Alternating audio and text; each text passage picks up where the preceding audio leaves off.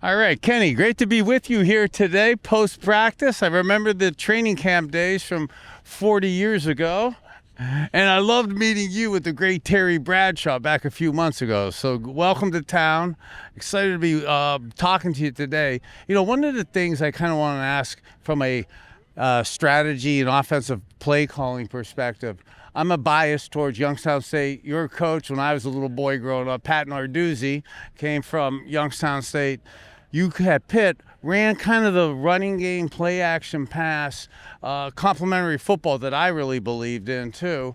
When you then went to the Pittsburgh, which sounds cool, you went from really the same city, but the antithesis type system.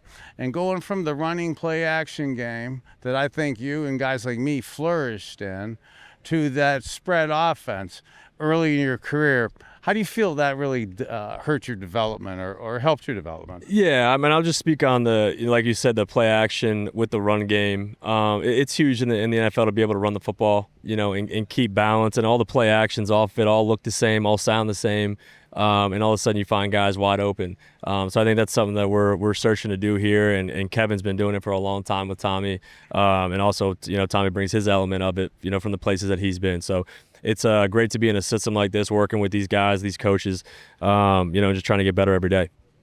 Hey, as a QB who's kind of known for wanting to be a pocket quarterback like myself, not being a suck up to you, but you have way more athleticism than me, so you have some escapability within the pocket and stuff. Coming into a system like this, what's some of your mindsets that you go through in terms of process, procedure, and when you think about tucking it down, looking down, and running or checking down? Yeah, I want to be diligent through my reads and my progressions and play fast, play fluid and natural. If I feel like there's a lane there and they cover us down, I'm going to take off and get as much as I can get.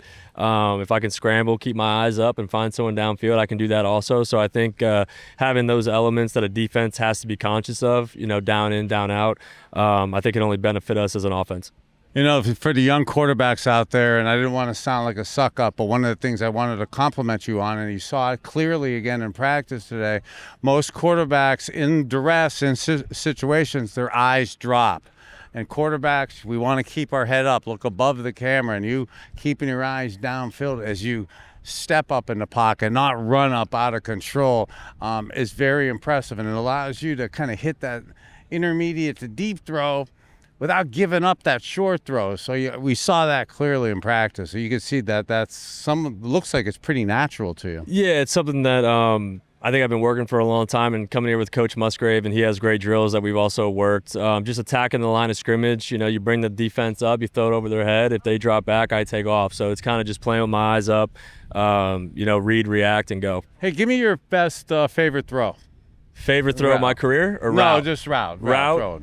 If you could put me in a coverage to beat me with something, what would you lust at dreaming I think one-on-one stop routes on the outside. If you throw with great timing and anticipation, I feel like it's pretty unbeatable. It's a really tough route to stop if you're a DB. Okay, because one of the things I noticed that you throw a little bit and you're working on in practice that kind of fits into the play action game. Everybody's throwing the overs, everyone's throwing the slant routes, but the bang 8. The 18-yard post to the backside, hitting that seam where the dig would be, or that you had a good feel for that. And for young quarterbacks out there, again, not wanting to over-compliment you, but you let it rip early before he's open into the void. Yeah, if we're under center, you're hitting your fifth step and you're letting it fly. You're just trying to hold the safety. You know where he's going to be in the alley, like you said, 18, 20 yards, depending on the guy who's running it, and how long their stride length is. But the ball's got to be driven in the alley, with some pace. So I think, having a chance to work it, routes on air, that's a real timing route, as you know. I have to have trust that he's going to get to where I need him to be, and he has to trust that I'm taking my drop the same every time, and the ball's going to be out at the same time. So. How do you like the under center drops as opposed to your footwork in the shotgun? Yeah, to exactly something like that, the importance of the bang 8. Yeah, I really like it because I think you look around the league now. I like the gun better just from a rep standpoint. I'm more comfortable, but I've done under center, and around the league, guys don't really drop back from under center anymore. So I feel like if you pop a couple of drop back passes from under center, defenses are more geared up to stop run and play action pass when they see under center. So I think that could be another good thing for us. Yeah, because I started out in the career where you were under center all the time. And for the fans out there, how is it early in camp with the center quarterback exchange? Yeah, it's a work in progress. I think it's been going well. I mean, we've had one or two on the ground, which you never want to see, but this is the time to do it. You know, this is the time to work those things out. There's certain plays where centers are taking different steps, where the quarterback has to be cued in to hang in under center a little bit longer than usual. As you know, there's intricacies to it that you need to be clued in on. Hey, how about you with the with blitzing and with checkdowns and checkoffs and stuff? I saw a zero blitz out here today in the red zone on 4th and 3. Pretty avviazo. Zero blitz coming to you.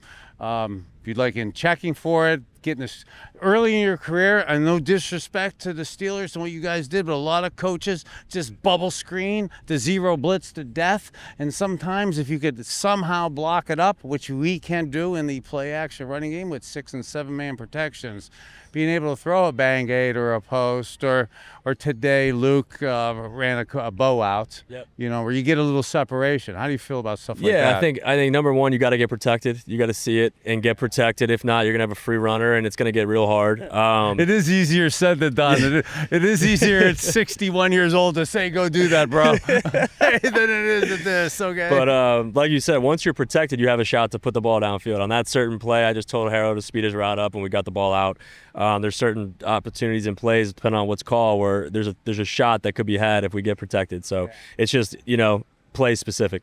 Okay. Hey, well, awesome being with you today. Call me anytime for anything, brother. Yeah, you're the best, man. Thank you so much. Stay healthy, brother. Appreciate it. Okay. Thank you. Go Browns. Go Browns.